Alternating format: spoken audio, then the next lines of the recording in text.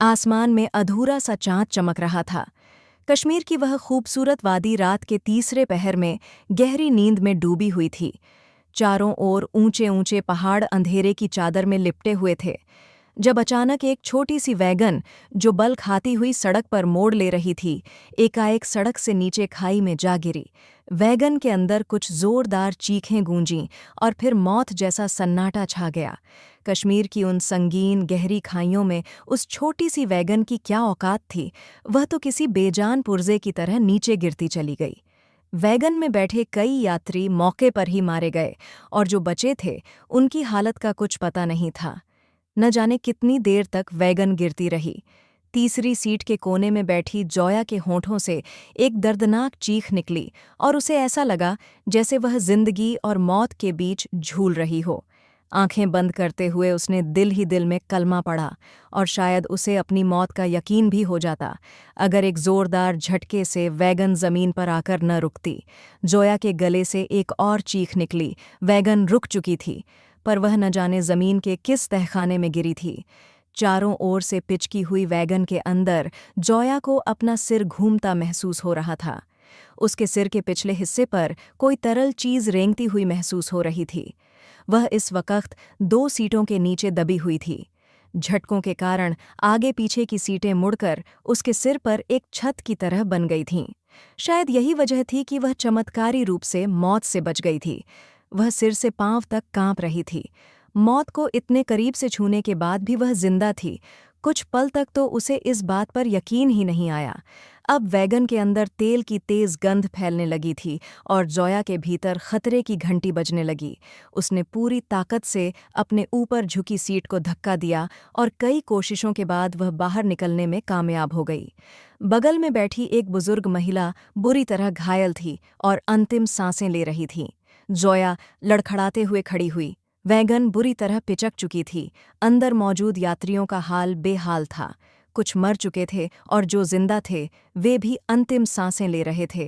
केवल जोया ही थी जो अविश्वास भरी नज़रों से यह पूरा मंजर देख रही थी। अपने कांपते हाथों से उसने अपने चेहरे और सिर को छुआ।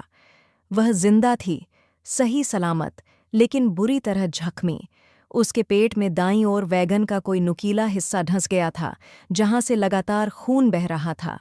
उसके पैर जख्मी थे, सिर के पीछे से भी खून बह रहा था। जोया की आंखों में आंसू उमड़ने लगे, लेकिन वह इतनी कमजोर नहीं थी कि ऐसे वक़्त में रो पड़े। उसे जिंदा रहना था, अपने लिए, उस काम के लिए जिसके लिए वह आज इस सरजमी पर आई थी। वैगन की एक टूटी हुई खिड़की से बाहर निकलते हुए जोया के होंठों से कई घुटी हुई चीखें निकलीं, लेकिन वह अपने जख्मों की परवाह किए बिना बाहर कूद गई। बाहर निकलते ही उसने दर्द पर काबू पाने की कोशिश करते हुए अपने आसपास का जायजा लिया। वैगन एक नदी के किनारे अटकी हुई थी। यह एक गहरी खाई थी, जहां से ऊपर हरे भरे पहाड़ अंधेरे में लिपटे नजर आ रहे थे। दूर दूर तक कोई रोशनी नहीं थी। अगर जोया को अपनी जान बचानी थी तो उसे पैदल ही न जाने कितनी दूर चलना था। उसके हाथ कांपने लगे, पेट का घाव गहरा था, उसे लगातार तकलीफ हो रही थी। गले में लिपटा दुपट्टा खोलकर उसने उसे अपने पेट पर बांधा। अपनी 20 साल की जिंदगी में इतनी भयंकर तकलीफ उसने पहले कभी नहीं सही थी। उसकी बड़ी बड़ी सुनहरी आंखों में आंसू जमा हो रहे थे, जिन्हें सहने की कोशिश में वह बेहाल होती जा रही थी। वह वहां रुकने का जोखिम नहीं ले सकती थी। हालत चाहे जितनी भी खराब हो, उसे वहां से निकलना ही था। वह जानती थी कि जल्दी ही भारत की पुलिस या फौज उस वैगन की तलाश में इस खाई तक पहुंच जाएगी। अगर उन्होंने मुझे देख लिया तो इस ख्याल से जोया के भीतर डर की लहर दौड़ गई और अगले ही पल वह लड़खड़ाते कदमों से एक दिशा में भागने लगी। उसकी रफ्तार धीमी थी, लेकिन वह लगातार भाग रही थी। जब दर्द ज्यादा होता तो वह कुछ पल रुककर सांसें संभालती और फिर से चल पड़ती। ऊबड़ खाबड़ पत्थरों और बहती नदी के शोर में वह बस इतना जानती थी कि उसे जल्द से जल्द किसी आबादी तक पहुंचना है। वह लगातार चढ़ाई की दिशा में जा रही थी। दूर उसे कुछ घरों की रोशनियां नजर आ रही थीं। सुबह का उजाला होने से पहले पहले उसे वहां पहुंचना था। न जाने वह कितनी देर तक चलती रही। चलते चलते उसकी हिम्मत जवाब देने लगी, लेकिन आखिरकार वह चढ़ाई चढ़कर उस गहरी खाई से ऊपर निकल आई। जॉया को खुद यकीन नहीं हो रहा था कि यह सब उसने खुद किया है। पीछे मुड़कर देखने पर उसकी रीढ़ में सिहरन सी होने लगी। खाई से ऊपर निकलते ही उसे थोड़ा सुकून महसूस हुआ, लेकिन अब उसके कदम थकान से डगमगाने लगे थे। उसके सिर के पीछे बहता हुआ खून अब खुद ब खुद रुक चुका था, लेकिन उसकी हालत बहुत खराब थी। लड़खड़ाते कदमों से चलते हुए वह यही सोच रही थी कि अब क्या करना है कि अचानक एक भारी मर्दाना आवाज ने उसे चौंका दिया। आप कौन हैं मोहतरमा, और रात के इस पहर यहाँ क्या कर रही हैं? वह बुरी तरह घबराकर पलटी। खाई के ऊपर यह एक छोटा सा समतल मैदान था, जहां दूर कुछ घरों की बत्तियां जल रही थीं। आसपास लगे पेड़ों के बीच इस वक्त किसी की मौजूदगी जॉया के वहम ओ गुमान में भी नहीं थी। उसने अंधेरे में आंखें फाड़ फाड़ कर देखने की कोशिश की। वह शख्स जो भी था, हाथ में टॉर्च लिए अब सामने आ रहा था। जॉया को अपनी सांसें थमती हुई महसूस हुईं। वह इस जमीन पर पहचाने जाने का जोखिम नहीं ले सकती थी। वह अनायास ही 2 कदम पीछे हटी।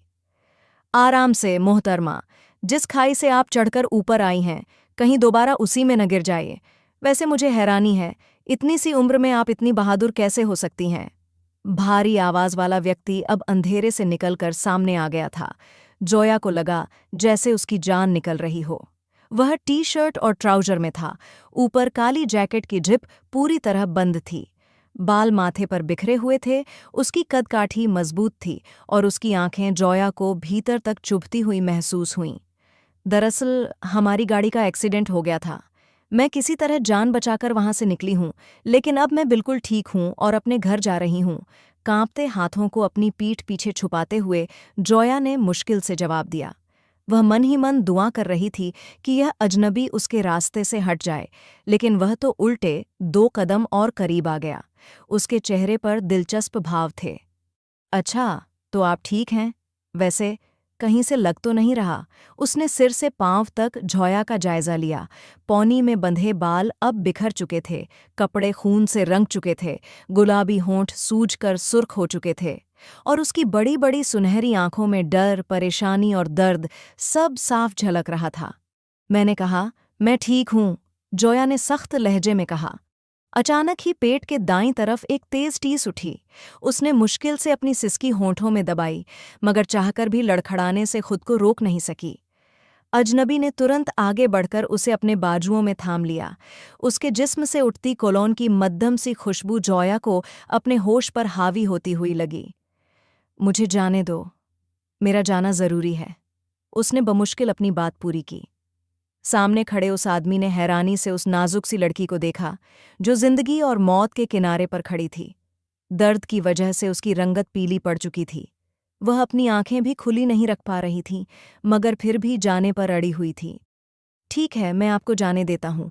आपको कहाँ जाना है, मैं खुद छोड़ देता हूँ। अब की बार वह नरम लहजे में बोला। उसकी भूरी आंखें जॉया पर जमी थीं। जॉया ने जवाब देने की कोशिश की, लेकिन उसके शब्द भीतर ही कहीं खो गए। जहन पर धुंध छाने लगी।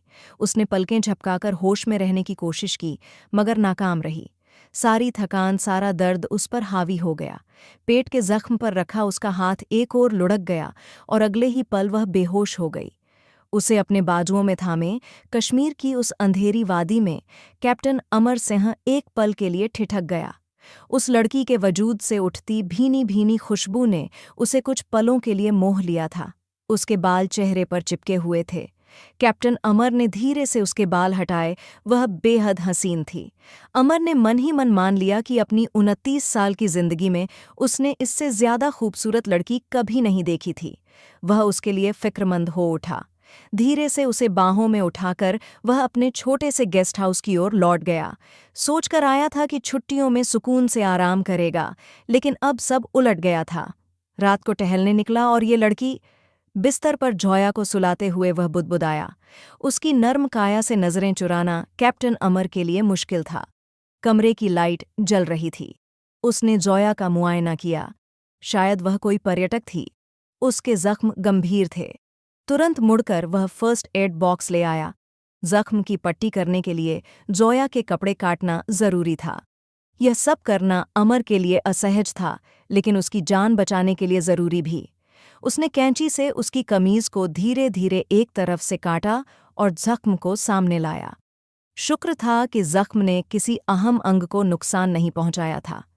वह फौजी था, प्रशिक्षित था, जानता था ऐसे जख्मों का इलाज कैसे करना है। सामान उसके पास पहले से मौजूद था और बड़ी ही कुशलता से ज़ोया के जख्मों की टाँकें लगाते हुए कैप्टन अमर सिंह ने खून का बहाव रोक दिया था। सिर के पीछे वाला घाव गहरा नहीं था, सिर्फ हल्की सी पट्टी से ही काम चल गया। वह चिंता भरी नज़रों से बेहोश पड़ी ज़ोया को देख रहा था। उसे और खून की ज़रूरत नहीं थी, वह जानता था कि वह जल्द ठीक हो जाएगी। उसने अपनी तरफ से फ़र्ज़ अदा कर दिया था, मगर न जाने कौन सी चीज़ उसे वहाँ से जाने नहीं दे रही थी। अनायास ही वह ज़ोया के पास बिस्तर पर बैठ गया। ज़ोया के कपड़े भीग चुके थे, कुछ खून से भी सने हुए थे, जिससे कैप्टन अमर सिंह को असहजता हुई। वह चुपचाप उठा, अलमारी खोली और अपना एक ट्राउज़र और टी शर्ट निकाल लाया। ज़ोया की शर्ट वह पहले ही आधी से ज़्यादा काट चुका था। धीरे धीरे उसके शरीर से शर्ट हटाते हुए अमर सिंह ने मुश्किल से अपनी नज़रें चुराईं।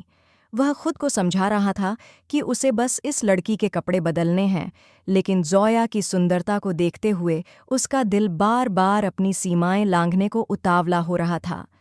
कपड़े बदलते वक्त जब वह ज़ोया के शरीर से खून के दाग साफ कर रहा था, तो वह अपने धैर्य की अंतिम सीमा पर था। फिर जब उसने ज़ोया पर कंबल डाला तो वह जल्दी से दरवाजे की ओर बढ़ा, लेकिन बाहर निकलने से पहले एक बार फिर मुड़कर उसे देखा। ज़ोया के चेहरे पर शांति थी, वह गहरी नींद में थी। अमर कुछ क्षण उसे देखता रहा, फिर दरवाज़ा बंद कर बाहर चला गया। पूरी रात वह अपने कमरे में टहलता रहा, एक के बाद एक सिगरेट फूंकते हुए। यह अनजान, रंज और दर्द में डूबी लड़की इस कदर उसके जहन पर छा गई थी कि वह खुद अपनी हालत से हैरान था। कश्मीर की उस ठंडी वादी में रात धीरे धीरे सुबह की रोशनी में बदल गई। ज़ोया की आंख खुली तो उसे कुछ क्षण लगे यह समझने में कि वह कहाँ है। कुछ पल तक वह कमरे की लकड़ी की छत को खाली निगाहों से घूरती रही। तभी कल रात का हादसा, चढ़ाई और पेट के जख्म की टीस एक साथ उसके जहन में उभरे और वह एक झटके से उठ बैठी। एक तेज दर्द उसके पेट में उठा और उसका हाथ खुद ब खुद उस जगह चला गया। अगले ही पल वह चौंक गई। उसके पुराने खून से सने फटे कपड़ों की जगह अब उसके तन पर साफ सुथरी टी शर्ट और ट्राउज़र थे। ज़ोया को अपनी सांसें रुकती हुई महसूस हुईं। उसने चारों ओर नज़र दौड़ाई। वह एक साफ सुथरे कमरे में थी। बगल में फर्स्ट एड बॉक्स रखा था। उसने घबराकर अपनी शर्ट का किनारा उठाया। पेट पर 2 टांके लगे थे। बहुत ही कुशलता से जख्म की सिलाई की गई थी। फिर उसका ध्यान सिर की चोट की ओर गया। वहाँ भी पट्टी बंधी थी। उसके सभी घावों की साफ सफाई और इलाज पूरी सावधानी से किया गया था। वह घबराकर उठ बैठी। मुझे यहाँ नहीं होना चाहिए, मुझे वापस जाना है, आज रिपोर्ट करना है, वह बड़बड़ाई। तभी उसे अपने पैरों के नीचे से ज़मीन खिसकती हुई महसूस हुई। मेरे कपड़े कहाँ गए? वह घबराकर पलटी। उन कपड़ों के बीच में लगे बटन में एक खुफिया कैमरा था, जो उसकी ड्यूटी के लिए बहुत अहम था। उसमें कई दिनों की रिकॉर्डिंग्स थीं। अगर वह कैमरा किसी के हाथ लग गया तो... डर की एक ठंडी लहर ज़ोया के शरीर में दौड़ गई। तभी दरवाज़ा खुला और एक शख्स अंदर आया। ज़ोया की आंखें हैरानी से फैल गईं। ये वही आदमी था जो रात उसे मिला था, बस आज उसका हुलिया थोड़ा बदला हुआ था। उसने नीली जीन्स के साथ सफ़ेद टी शर्ट पहन रखी थी। चेहरा मुस्कान से दमक रहा था, हालांकि जैकेट वहीं रात वाली थी। उसके हाथ में नाश्ते की ट्रे थी। ज़ोया को देखकर उसकी आंखों में दिलचस्पी की चमक उभरी। अरे वाह, आप उठ गईं? कल रात तो लग रहा था अब कभी नहीं उठेंगी, वह मजाकिया लहजे में बोला और ट्रे टेबल पर रख दी। ज़ोया को अपनी धड़कनें जैसे गुम होती महसूस हुईं। मेरे कपड़े कहाँ हैं? वह फौरन पूछ बैठी। कैप्टन अमर सिंह ने हैरानी से उसकी ओर देखा। ओह, अगर आप यह जानना चाहती हैं कि आपके कपड़े किसने बदले तो बताता चलूं। यह सब इस नाचीज ने किया है, वह मुस्कुराया और थोड़ा झुककर बोला। ज़ोया के गाल लाल हो गए। वह उसकी बात का मतलब समझ चुकी थी। आपको किसने कहा था ये सब करने को? मुझे आपकी हमदर्दी की ज़रूरत नहीं है, वह सख्त लहजे में बोली और खुद को मुश्किल से संभाला। कैप्टन अमर की मुस्कान और गहरी हो गई। ये लड़की तो मेरी उम्मीद से कहीं ज्यादा हिम्मती है, उसने सोचा। फिर बोला, तो क्या मैं आपको वहीं छोड़ देता, उस अंधेरी सड़क पर मरने के लिए? वैसे एक बात पूछ सकता हूँ, आप इतनी ऊंची खाई से ऊपर कैसे चढ़ आईं? आम लोग तो वहां से चढ़ भी नहीं सकते। जोया बुरी तरह घबरा गई। उसने लाजवाब होकर माथे का पसीना पोंछा और जवाब दिया, मुझे पहाड़ों पर चढ़ने का काफ़ी अनुभव है, इसलिए मेरे लिए यह मुश्किल नहीं था। उसने झूठ बोला। कैप्टन अमर ने गहरी नज़र से उसकी ओर देखा, जैसे उसके झूठ को समझने की कोशिश कर रहा हो।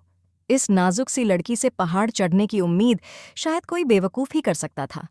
वह कुछ और कहता, उससे पहले ही बाहर से आती आवाज़ों ने उसे अचानक पलटने पर मजबूर कर दिया और जोया भी सहमकर उसकी तरफ देखने लगी। मगर जैसे ही बाहर का दृश्य उनकी आंखों के सामने आया, जोया की आंखें अविश्वास से फैल गईं। उसे लगा जैसे मौत का फंदा उसके गले के चारों ओर कसता जा रहा हो। बाहर 4 लंबी कदकाठी के लड़कों का एक समूह खड़ा था, जो एक दूसरे से हंसते हुए बात कर रहे थे। कैप्टन अमर को देखते ही वे सब रुक गए। उनमें से एक ने मजाकिया लहजे में कहा, हेलो कैप्टन, आपकी तो छुट्टी चल रही है ना? खूब एंजॉय कर रहे होंगे। और साथ ही उसने कमरे के अंदर झांकती जोया पर एक अर्थपूर्ण नज़र डाली। कैप्टन अमर ने भी पलटकर जोया को देखा और तुरंत दरवाजे को थोड़ा बंद कर दिया ताकि जोया बाहर से दिखाई न दे। मगर जोया का हर रेशा जैसे सुनने की शक्ति बन गया था। उसका दिल जोर जोर से धड़कने लगा। बाहर खड़े चारों लड़के भारतीय सेना की वर्दी में थे, वही सेना जिसके खिलाफ जोया इस मिशन पर भारत की सरजमीन पर आई थी। उसकी हथेलियों में पसीना उतर आया। अमर उन सैनिकों को जोया के बारे में बता रहा था। एक लड़की की गाड़ी का एक्सीडेंट हो गया था, वही वैन जो खाई में गिरी थी, सुबह से न्यूज़ में आ रही है। वे जवाब में कुछ कह रहे थे, मगर जोया को बस अपने दिल की धड़कनें सुनाई दे रही थीं। फिर उनमें से एक बोला, 1 हफ्ते बाद आपकी फिर से ड्यूटी शुरू है, तब मिलते हैं कैप्टन। जोया के पैरों तले जमीन खिसक गई। कैप्टन? उसके होंठों से बेआवाज निकला। सामने खड़ा वह नीली जीन्स और सफ़ेद टी-शर्ट पहने हैंडसम शख्स मुस्कुराते हुए उन्हें विदा कर रहा था। आप कैप्टन हैं? जोया ने झट से पूछ डाला। उसकी आंखों में खौफ तैर रहा था। अमर सिंह ने धीरे से सिर हिलाया। जी हाँ, my self captain Amar Singh. आप अपने घर का पता बताइए, मैं आपको छोड़ देता हूँ। अब वह गंभीरता से जोया की ओर देख रहा था और जोया को चारों तरफ अजीब सी सनसनाहट महसूस होने लगी। उसने बेचैनी से इधर-उधर नज़र दौड़ाई। बाहर जाने का एक ही रास्ता था, वही दरवाज़ा, जिसके सामने कैप्टन अमर खड़ा था। उसे अपनी मौत तय लग रही थी। वह जानती थी कि सामने खड़े इस व्यक्ति को अगर उसकी सच्चाई का जरा भी पता चला तो वह एक पल की भी देर किए बिना उसे गोली मार देगा। अचानक उसे चक्कर सा आया। वह लड़खड़ाई और कैप्टन अमर घबराकर उसकी ओर लपका। तुम ठीक तो हो? मगर जोया ने डर के मारे अपनी आंखें बंद कर लीं। मौत का फंदा अब उसके गले तक आ पहुंचा था। आज से ठीक 1 साल पहले नवंबर की एक सर्द रात में जोया कंप्यूटर स्क्रीन के सामने बैठी थी। उसके चेहरे पर दबी दबी सी उत्तेजना थी। बाल लापरवाही से दाएं कंधे पर झूल रहे थे। काली लंबी कमीज और चूड़ीदार पायजामे में उसका कद और भी निखर रहा था। उसकी सुनहरी आंखों में एक दबी दबी सी चमक थी। जैसे ही स्क्रीन पर कुछ शब्द दिखाई दिए, उसके मुंह से घुटी हुई सी चीख निकली। ओह माय गॉड, ये कैसे हो गया? उसने एक हाथ से मुंह ढक लिया। उसके चेहरे पर खुशी फूट पड़ी थी। अगले ही पल वह दौड़ती हुई कमरे से बाहर निकली। अम्मी, मेरा रिजल्ट आ गया, मैंने पूरे शहर में टॉप किया है। वह पागलों की तरह मां के कमरे की ओर भागी थी। मगर जैसे ही वह दरवाज़ा खटखटाने वाली थी, दरवाज़ा खुद ही खुला और अंदर से नफीसा बेगम बाहर आईं। उनका चेहरा घबराहट से तमतमा रहा था। एम्बुलेंस को फ़ोन करो जोया, तुम्हारे अब्बू को हार्ट अटैक आया है। माँ की बात सुनते ही जोया का चेहरा सारा रंग खो बैठा। सामने फर्श पर अबरार साहब लेटे हुए थे, जिनका चेहरा दर्द से स्याह पड़ चुका था। जोया के हाथ कांपने लगे। वह सन्न खड़ी बाप को देखती रही। तभी माँ की एक और चीख आई, जल्दी फ़ोन करो। वह उल्टे पांव भागी, अपने कमरे से मोबाइल उठाया और कांपते हाथों से एम्बुलेंस का नंबर डायल करने लगी। लेकिन तब तक बहुत देर हो चुकी थी। एम्बुलेंस आने से पहले ही अबरार साहब इस दुनिया से रुखसत हो गए थे। बाप की लाश के पास बैठी जोया उनकी ओर अविश्वास से देख रही थी। जीवन की सबसे बड़ी खुशी एक ही पल में सबसे बड़ी पीड़ा में बदल गई थी। लोग उसे सांत्वना दे रहे थे, उसे गले लगाकर रोने को मजबूर कर रहे थे, मगर वह पत्थर बनी अपने पिता को देख रही थी, उस पिता को जिसने उसके सारे सपनों को हकीकत बनाने का वादा किया था। और जब वह वक्त आया तो वह खामोशी से उसका हाथ छोड़कर चले गए। जोया ने बेबसी से अपनी आंखें बंद कर लीं। उसे अपनी जिंदगी बेमानी लगने लगी थी। पूरे दिन उसने खुद को संभाले रखा, मगर रात की तन्हाई में जैसे ही वह अपने कमरे में गई, वह बुरी तरह फूट फूट कर रो पड़ी थी। लोग कहते थे वह बेहद ज़हीन है, हर आंख में उसके लिए तारीफ होती थी। वह हुस्न और अक्लमंदी का चलता फिरता शाहकार थी, और जब हुस्न और झाना मिलते हैं तो या तो करिश्मा होता है या फिर कयामत। और जोया के साथ भी यही हुआ था। उसकी बुद्धिमत्ता देखकर बड़े बड़े लोगों को पसीना आ जाता था। जब वह कंप्यूटर स्क्रीन के सामने बैठती तो चंद पलों में बड़ी से बड़ी वेबसाइट हैक करके सामने रख देती थी। उसका आईक्यू लेवल कमाल का था। वह वैज्ञानिक बनना चाहती थी, कंप्यूटर इंडस्ट्री में टहलका मचाना चाहती थी। उसके सपने बहुत ऊंचे थे, लेकिन उन सपनों को पूरा करने में सिर्फ एक ही रुकावट थी, उसकी गरीबी।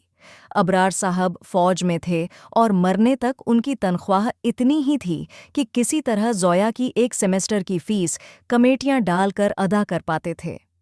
तुम कोई नौकरी देख लो जोया, मकान का किराया भी तो देना है। ये तो सरकारी मकान है, कुछ ही दिनों में खाली करवाने के लिए लोग आ जाएंगे, नफीसा बेगम ने उदासी से डूबी आवाज में कहा था। जोया ने अपनी आंखों में आए आंसुओं को पोंछा।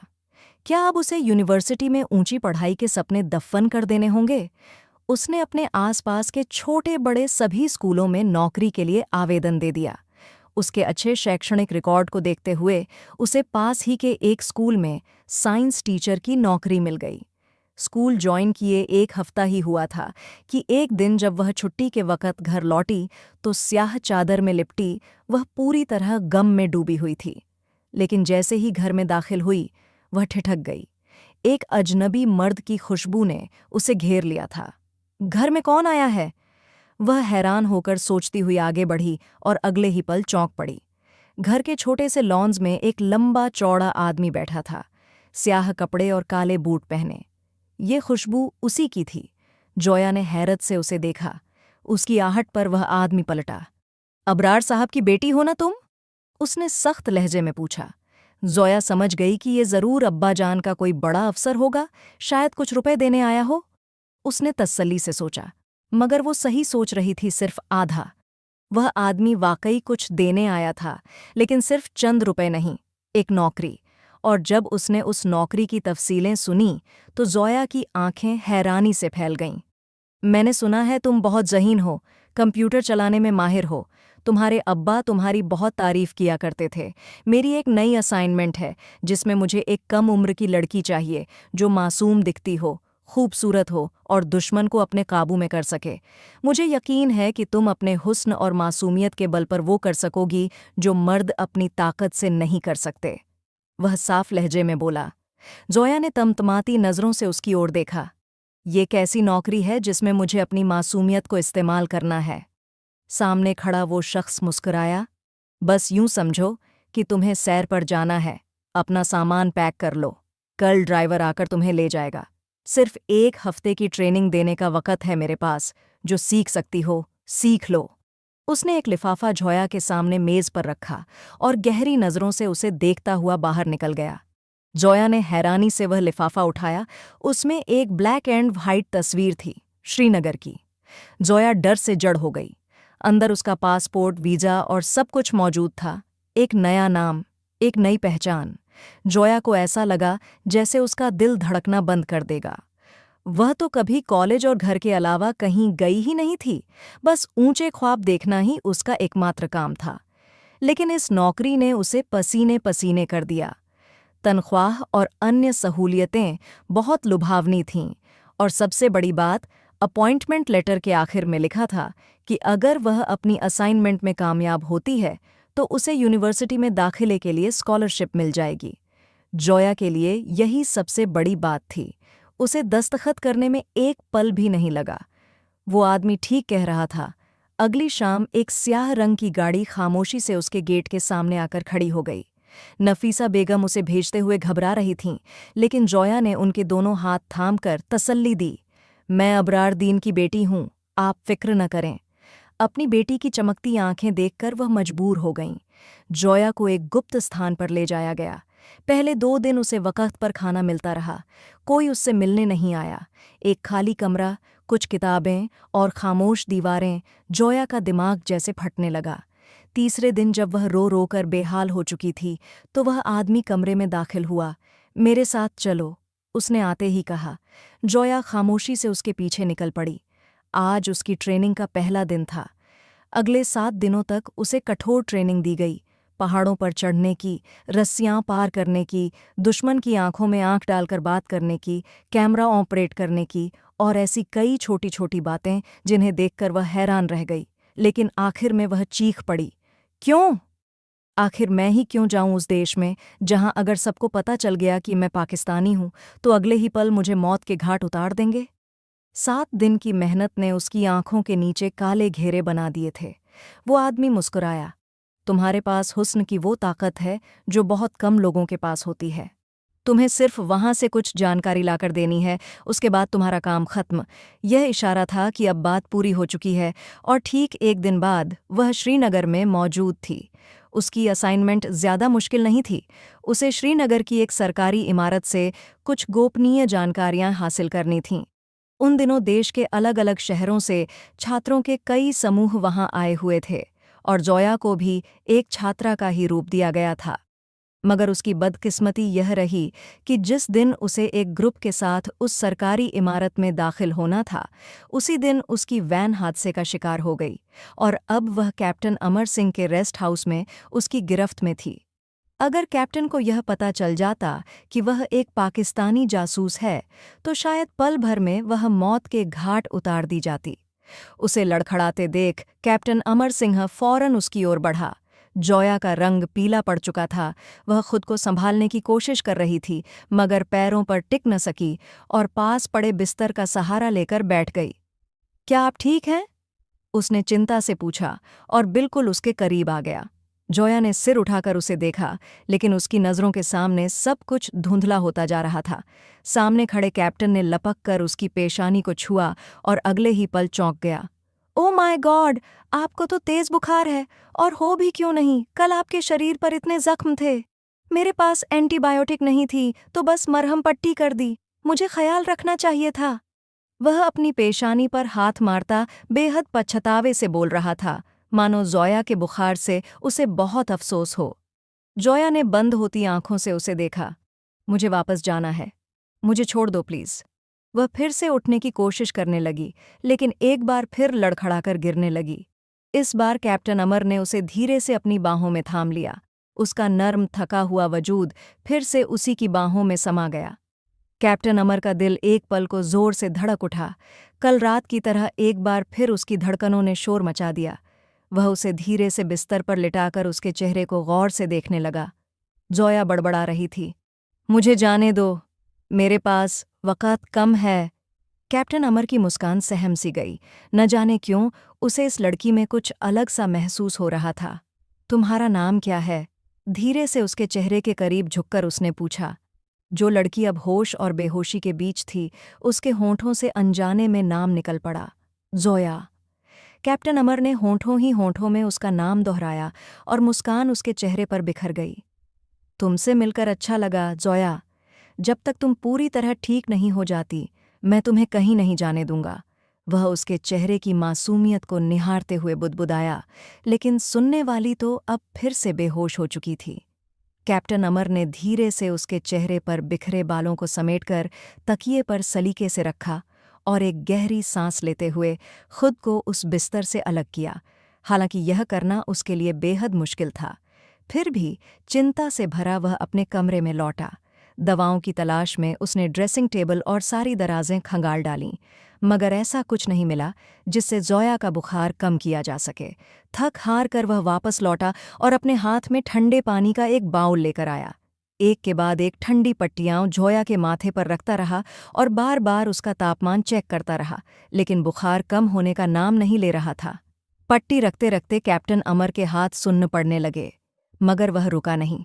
लगभग आधे घंटे बाद उसे जोया के शरीर का तापमान कुछ कम होता महसूस हुआ। अमर सिंह ने राहत की सांस ली। जोया के चेहरे पर भी अब थोड़ा सुकून आ गया था और वह बेफिक्री से सो रही थी। जेब से मोबाइल निकालकर उसने अपनी यूनिट के एक लड़के को कॉल मिलाया। उसे मालूम था कि इस समय सबसे नज़दीक वही लड़का था। जोया को कमरे में छोड़कर वह रेस्ट हाउस से बाहर निकल आया। उस छोटी सी घाटी में दूर दूर तक फैले जंगली पेड़ पौधे थे। घने जंगलों के बीच कई रेस्ट हाउस बने थे और हर रेस्ट हाउस की छत पर तिरंगा लहरा रहा था। ये फौजियों के लिए सरकार द्वारा अलॉट किए गए विशेष रेस्ट हाउस थे और अनजाने में जोया ठीक वहीं चली आई थी जहां से बचने की उसे सबसे ज्यादा जरूरत थी। लेकिन उसके अंदर मौजूद पाकिस्तानी पहचान से बेखबर कैप्टन अमर सिंह उसकी दवा की फिक्र में लगा था। पूरा दिन ढल गया और रात की स्याही चारों ओर फैल गई। कमरे में बेखबर पड़ी जोया की आंखें एक बार फिर खुलीं। मुझे जल्द से जल्द यहां से निकलना है। वह तेजी से उठ बैठी। जख्मों की जलन को नजरअंदाज करते हुए उसने इधर उधर देखा। उसके कपड़े पास ही कुर्सी पर रखे थे। वह लपक कर वहां पहुंची, कपड़े समेटे और एक प्लास्टिक बैग में डाले। फिलहाल उसके पास कैमरे की रिकॉर्डिंग्स चेक करने का वक़्त नहीं था। वह जल्द से जल्द किसी सुरक्षित जगह पहुंचना चाहती थी, इन भारतीय सैनिकों से बहुत दूर। उसे अंदाज़ा था कि अगर यहाँ कैप्टन अमर है तो उसके जैसे और भी कई होंगे। कमज़ोर कदमों के साथ प्लास्टिक बैग को अपने से चिपकाए वह धीरे धीरे कमरे का दरवाज़ा खोलकर बाहर निकल आई। बाहर रात छा चुकी थी। रेस्ट हाउस की इक्का दुक्का बत्तियां जल रही थीं। वह सावधानी से सीढ़ियां उतरती हुई बाहर निकली। शुक्र है कैप्टन यहाँ नहीं है, जोया ने नफरत से सोचा। अंदर के मुकाबले में बाहर बहुत सर्दी थी।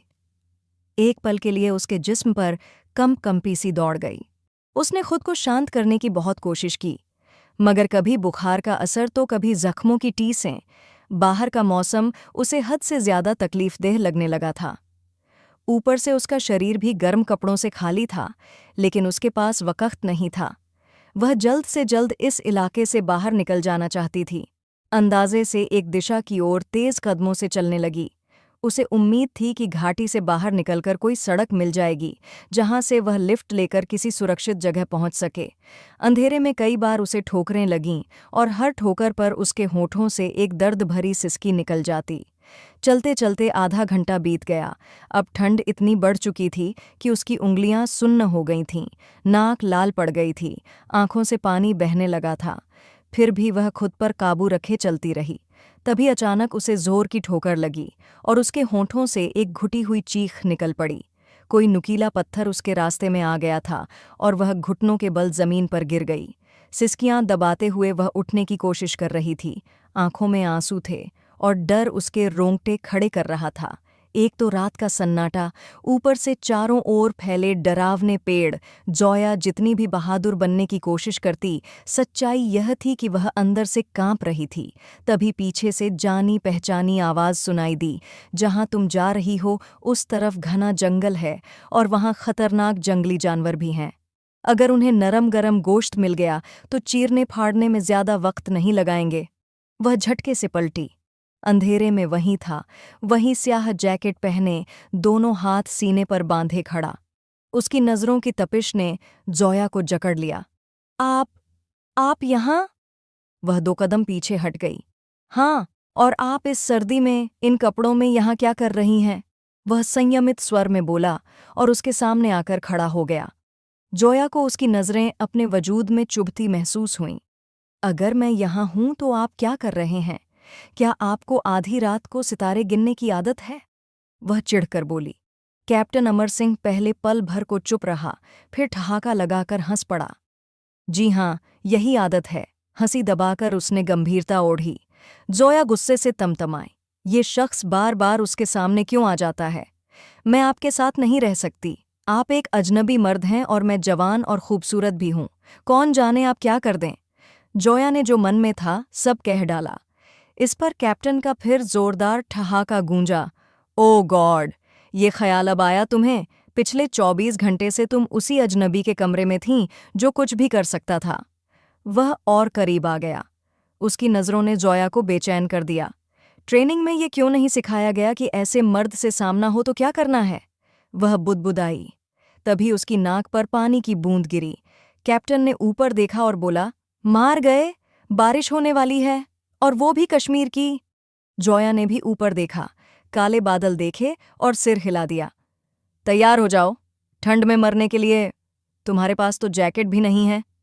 तभी बारिश तेज हो गई। जोया ने खुद को अपने ही बाहों में समेट लिया। इधर आओ, मरने का शौक है क्या तुम्हें? कहते हुए उसने उसका हाथ पकड़ा और घसीटता हुआ पेड़ों के झुरमुट में ले गया। वहां घना पेड़ बारिश को कुछ हद तक रोक रहा था, लेकिन ठंड जोया के जिस्म को नीला कर रही थी। कैप्टन अमर सिंह ने अनजाने में जोया को अपने करीब कर लिया था। दोनों इतने पास थे कि एक दूसरे की सांसों की आवाज साफ सुनाई दे रही थी। कैप्टन अमर की नज़र जोया के कांपते हुए जिस्म पर पड़ी और उसने एक पल में फैसला कर लिया। एक झटके से अपनी जैकेट की जिप खोलते हुए उसने जैकेट उतारी और उसकी ओर बढ़ाई। ये लो, पहन लो, उसने कहा, लेकिन जोया ने तुरंत इनकार में सिर हिला दिया। कैप्टन अमर को गुस्सा आ गया। तुम्हें मरने का शौक है क्या? तुम्हारे जख्म अब भी ठीक नहीं हुए हैं। अगर दोबारा बुखार हो गया तो मुझे तुम्हें अस्पताल ले जाना पड़ेगा, और यहां से अस्पताल कितना दूर है ये तुम्हें पता है? वह डपटते हुए बोला। जोया की आंखों में नमी उतर आई। घर से मीलों दूर एक अजनबी मर्द के साथ इस अंधेरी ठंडी रात में खड़ी थी। उसकी जेब में चमकता हथियार भी उसे साफ दिख रहा था। उसने बेबसी से अपनी आंखें बंद कर लीं। ठंड ने उसकी हालत खराब कर दी थी, लेकिन उसने फिर भी जैकेट लेने के लिए हाथ नहीं बढ़ाया। कैप्टन अमर ने गहरी सांस लेते हुए जैकेट उसके कंधों पर डाल दी। देखो लड़की, बात यह है कि मैं तुम्हें मरने नहीं दे सकता। बड़ी मुश्किल से तुम्हारी जान बचाई है, और अब इस बरसती रात में तुम्हारी दवा लाने के लिए मैं यहाँ खड़ा हूँ। जिस लड़के को दवा लाने भेजा है वो आने ही वाला है। मैं कोई जानवर नहीं हूं जो तुम्हें काट लूंगा, इसलिए मेरी मेहनत को जाया मत करो और ये जैकेट पहन लो। जैकेट पहनाकर जबरदस्ती झिप बंद करते हुए उसने उसकी आंखों में झांक कर कहा। जोया के लिए अपने जज्बात छुपाना मुश्किल हो गया। बाहर बारिश तेज हो गई थी। पेड़ की डालियों से टपकते पानी से बचने के लिए वह खुद ब खुद कैप्टन अमर के और करीब आ गई। उसकी नज़दीकी ने कैप्टन को बेचैन कर दिया। ये लड़की उसके होश पर छाती जा रही थी। तुम मुसलमान हो ना? कहाँ से आई हो? कश्मीर की तो नहीं लगती, उसने नरम लहजे में पूछा। जोया ने झटके से सिर उठाया। आपको मेरा नाम कैसे पता? उसके लहजे और आंखों में डर झलक रहा था। कैप्टन अमर चौंका ही था कि सामने से आती गाड़ी की रोशनी ने दोनों की तवज्जो खींच ली। तुम्हारी दवा आ गई। कैप्टन ने अपने दोनों हाथ मसलते हुए ठंड से बचने की कोशिश की। जोया के अंदर जैसे सन्नाटा पसर गया। गाड़ी आकर रुकी। कैप्टन चुपचाप आगे बढ़ा। अंदर बैठे लड़के ने दवा दी, लेकिन उसकी नज़र जोया पर जा टिकी। घबराई हुई बारिश रुकने का इंतजार करती। उसकी आंखों में एक पल के लिए हैरानी थी। उसने कैप्टन को देखा, फिर पीछे जोया को। कुछ पल की उलझन के बाद उसने सिर झुकाया और गाड़ी बढ़ा दी। जोया को थोड़ी राहत महसूस हुई। बारिश अब थम चुकी थी। चलो घर चलते हैं, तुम्हें फिर बुखार हो रहा है, कैप्टन ने नरम लहजे में उसका हाथ पकड़ते हुए कहा। जोया ने एक बेबसी भरी नज़र उस पर डाली और लंबी सांस ली। अब तो उसे यकीन हो गया था कि वह इस आदमी की गिरफ्त से फिलहाल नहीं निकल सकती। वह उसे लेकर रेस्ट हाउस वापस आ गया। जोया को नहीं पता था कि जब उसने उसे दवा दी और कपड़े बदलने को दिए, तब कैप्टन ने उसके हाथ में पकड़े शॉपिंग बैग पर भी एक नज़र डाली थी। अगली बार जब जोया की आंख खुली तो देखा कि कैप्टन अमर सिंह ठीक उसके सामने कुर्सी पर बैठा है। वह घबराकर उठ बैठी। मुझे वापस जाना है, उसने जल्दी से कहा। उसकी आंखों में डर और बेचैनी झलक रही थी, मगर अगले ही पल उसकी आंखें फटी रह गईं। कैप्टन के हाथ में वही कपड़े थे जिनके बटन में वह खुफिया कैमरा छुपाया गया था। उसका चेहरा गंभीर था और उसकी गहरी नज़रों से जोया कांप गई। कहाँ जाना चाहती हो? मैंने कई बार पूछा है। अगर बता दो तो मैं खुद तुम्हें वहां छोड़ देता हूं, उसने संयम से कहा, जैसे किसी सच्चाई को जानकर वह अंदर से टूटा हो। जोया ने होंठ काटे और कहा, मेरे कपड़े मुझे वापस कर दीजिए। वह धीरे से बेड से नीचे उतरी और सामने बैठे अमर की ओर देखा। उसकी नज़रें जैसे जोया की आत्मा तक को पड़ रही थीं। इन पुराने कपड़ों का क्या करोगी? सीधा सीधा कहो, तुम्हें ये चाहिए, उसने कैमरे वाला बटन उसकी ओर बढ़ाते हुए कहा। जोया के पैरों के नीचे से जमीन खिसक गई। हाथ कांपने लगे। वह सहमी हुई निगाहों से उसे देखने लगी। अब वो सब कुछ जान चुका था। उसका चेहरा सुर्ख हो गया, होंठ भींच गए और उसकी भूरी आंखें सीधे जोया पर जमी थीं। ले लो ना, पिछले कई दिनों की मेहनत है, वह टूटे हुए लहजे में बोला। जोया के हाथ कांप रहे थे, लेकिन ये उसका आखिरी मौका था, खुद को बचाने का। वो जानती थी सामने बैठा आदमी ऑफ ड्यूटी ज़रूर है, मगर एक दुश्मन को पकड़ने का मौका कभी हाथ से नहीं जाने देगा। एक झटके में उसके हाथ पर रखा कैमरा उठाते ही वह बिना कुछ सोचे समझे कमरे के खुले दरवाजे से बाहर भाग पड़ी। पीछे सोफे पर बैठा कैप्टन अमर का हाथ यूं ही हवा में लटका रह गया। उसके होठों पर एक घायल सी मुस्कान उभरी और आंखों में आई नमी को झटकते हुए उसने गहरी सांस ली और खड़ा हो गया। मुझे लगा था तुम नहीं जाओगी, उसने बुदबुदाते हुए कहा, मगर उसकी यह फुसफुसाहट जोया तक नहीं पहुंची। जोया बस अंधाधुंध भाग रही थी। उसे किसी भी हाल में उस जगह से निकलना था। वह बार बार पीछे मुड़कर देखती, भय से कांपती हुई, कई बार गिरते गिरते बची। उसे अपने घावों का भी एहसास नहीं रहा, बस एक ही बात याद थी, उसे कैप्टन अमर सिंह से दूर जाना है। वह उसकी सच्चाई जान चुका था, फिर भी उसने जोया को मारा क्यों नहीं? यह सवाल उसे अंदर ही अंदर खाए जा रहा था। न जाने वह कितनी देर तक भागती रही। दोपहर ढल गई और शाम हो चली। जब रात की परछाइयां कश्मीर की पहाड़ियों पर उतर रही थीं, तभी उसे एक वैन मिल गई। हाथ के इशारे से वैन को रुकवाते ही वह उसमें सवार हो गई। वैन यात्रियों से भरी थी। वह सिकुड़ते सिमटते एक कोने में बैठ गई और पूरी यात्रा भर यही दुआ करती रही कि कोई उसे पहचान न ले। शायद किस्मत उसके साथ थी, या उसके होठों की धीमी दुआओं का असर था कि सुबह की नमाज के वक़्त जब वह उस सरकारी इमारत के सामने उतरी तो कंडक्टर उससे किराया लेना भी भूल गया। वह कैप्टन अमर सिंह द्वारा दी गई पैंट और शर्ट पहने हुए थी। उसकी जैकेट भी उसने पहन रखी थी और मुट्ठी में अब भी वह कैमरा कसकर पकड़ा हुआ था। जोया ने सामने खड़ी इमारत को देखा। उसे यकीन था कि उसकी मौत तय है। उसका सारा सामान उस वैन के साथ खाई में गिर चुका था। उसके पास न पासपोर्ट था, न वीजा। वह जानती थी कि देर सबेर पकड़ी जाएगी और अपने वतन लौटने की ख्वाहिश अधूरी रह जाएगी। उसे या तो मार दिया जाएगा और कहीं दफना दिया जाएगा, या शायद मौत भी नसीब न हो। उसका अंजाम क्या होगा, इसका उसे अंदाज़ा नहीं था, मगर उसे अपना मिशन पूरा करना था। वह गद्दार नहीं थी, उसे अपनी वफादारी साबित करनी थी। वह बिल्कुल सही वक्त पर पहुंची थी। स्टूडेंट्स के अलग अलग ग्रुप्स उस सरकारी इमारत में भ्रमण के लिए आ रहे थे, क्योंकि आज यह संवेदनशील संस्थान आम लोगों के लिए खोला गया था। गहरी सांस लेकर, खुद को संभालते हुए वह स्टूडेंट्स के एक ग्रुप में शामिल हो गई। वह सुंदर थी, आत्मविश्वासी थी, और सबसे बड़ी बात, उसकी उम्र कम थी और वह मासूम दिखती थी। किसी को उस पर शक नहीं हुआ। चुपचाप चलते हुए वह अपने मकसद वाले कमरे तक पहुंच गई। उसे दी गई ट्रेनिंग काम आई और वह सारी जानकारियां उसने कुछ ही मिनटों में हासिल कर लीं। एक स्टूडेंट से यह कहकर उसने फ़ोन मांगा कि उसका खुद का फ़ोन घर रह गया है और उसे अपनी मां को देर से आने की सूचना देनी है। उस स्टूडेंट ने बिना सोचे फ़ोन उसे दे दिया। जोया ने फौरन एक खास नंबर डायल करके सारी जानकारी वहां पहुंचा दी। मिशन पूरा होते ही दूसरी ओर से उसे शाबाशी मिली। कॉल हिस्ट्री डिलीट करके उसने फ़ोन उस लड़की को लौटा दिया। उसे पता था कि उसने अधूरा काम किया है और जल्द ही लोग उसके पीछे होंगे। जोया की आंखों में आंसू भर आए। मरने का एहसास कैसा होता है? चलो अच्छा है, कम से कम मरने के बाद बाबूजी से मिल सकूंगी, वह बुदबुदाई। धीमे कदमों से वह स्टूडेंट्स के ग्रुप से अलग हो गई। हवा में उसके काले बाल उड़ रहे थे। तभी किसी बच्चे ने उसे आवाज़ दी। वह चौंकी, पीछे पलटी। एक 5 साल का बच्चा मुस्कुरा रहा था।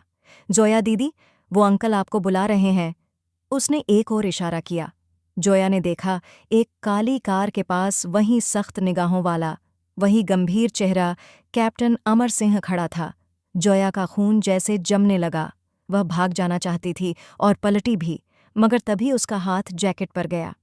मौत तो तय है, तो क्यों ना इस मेहरबान का तोहफा लौटा दूं? उसके होठों पर फीकी सी मुस्कान आई। वह धीरे धीरे उसके पास पहुंची। आपकी जैकेट, कहती हुई उसने जैकेट की झिप खोलकर उसे बढ़ा दी। वह चुपचाप उसे देखता रहा, लेकिन अगले ही पल उसने झटके से जोया का हाथ पकड़ा और उसे कार में धकेल दिया। जल्दी बैठो, मेरे पास तुम्हारे नाटक देखने का वक्त नहीं है, उसने सख्त लहजे में कहा। जोया की आंखें हैरानी से फैल गईं, लेकिन इससे पहले कि वह कुछ समझ पाती, वह दूसरी ओर से आकर बैठा और कार स्टार्ट कर दी। कहाँ ले जा रहे हो मुझे? प्लीज़, यहीं गोली मार दो, मुझे जेल मत भेजो। जोया की आवाज भीग चुकी थी, डर से उसका चेहरा सफेद पड़ गया था। कैप्टन अमर सिंह ने तेजी से गाड़ी चलाते हुए उसकी ओर कठोर नजर डाली। तुम थोड़ी देर चुप नहीं रह सकती? उसकी झिड़की पर जोया ने अपनी सिसकी जबरदस्ती दबा दी। वह मानसिक रूप से मौत के लिए तैयार थी। गाड़ी शहर की सड़कों से निकलकर वीरान रास्तों की ओर बढ़ चली। जोया ने चौंक कर उसे देखा। वह बिना कुछ कहे गाड़ी चला रहा था, चेहरे पर तनाव था। अचानक उसने ब्रेक मारी। सुनसान सड़क पर सामने एक काली जीप आकर रुकी थी। जोया डर के मारे कांप उठी। जीप से 2 वर्दीधारी हथियारबंद व्यक्ति नीचे उतरे।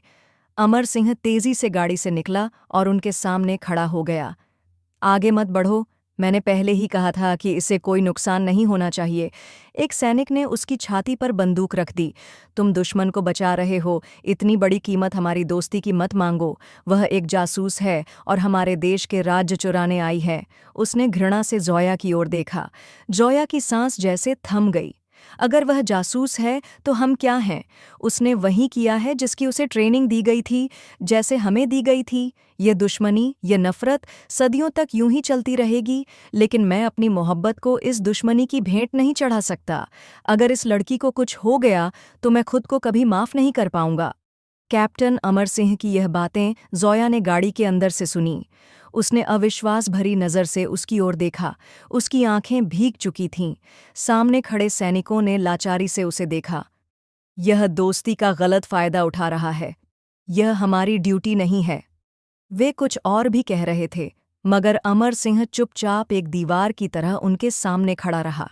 जोया को लगा जैसे वह एक फरिश्ता है जिसने उसकी मौत को खुद आगे बढ़कर रोक लिया था। इसे जल्दी यहां से निकालो।